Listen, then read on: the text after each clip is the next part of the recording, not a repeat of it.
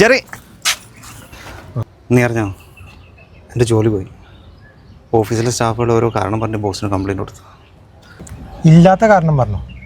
നീ ഓരോ കാരണം പറഞ്ഞിട്ട് ഓരോരുത്തർ ജോലി കളയുമ്പോൾ ആലോചിക്കണമായിരുന്നു ഈ കുരിക്ക് നിൽക്കും വരുന്നു. എന്താണ് ബോസായിട്ട് സ്വകാര്യം പറഞ്ഞു കേട്ടല്ലോ?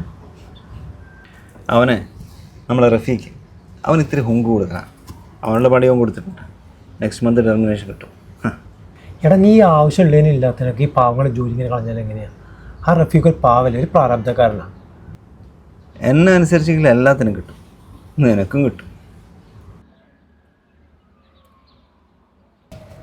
ഇതാ റഫീഖ വരുന്നു. സജി, നീ അറിഞ്ഞ ബോസ് എന്നെ തിരിച്ചെടുത്തു. മൂപ്പർക്ക് മനസ്സിലായി ഞാൻ തെറ്റൊന്നും ചെയ്തിട്ടില്ല. സജി, ഞാൻ എന്ത് തെറ്റാണ് നിന്നോട് ചെയ്തത്? മലയാളി തന്നെ മലയാളിക്ക് പാരാന്ന് കേട്ടിട്ടുണ്ട്, ഇപ്പൊ കണ്ട്. സജി, അന്നേ ഞാൻ നിന്നോട് പറഞ്ഞതാ കർമ്മ എന്നിട്ടൊരു സാധനം ഉണ്ടെന്നുള്ളത്. അത് നമ്മളെ വിടാതെ പിന്തുടരുക തന്നെ ചെയ്യും.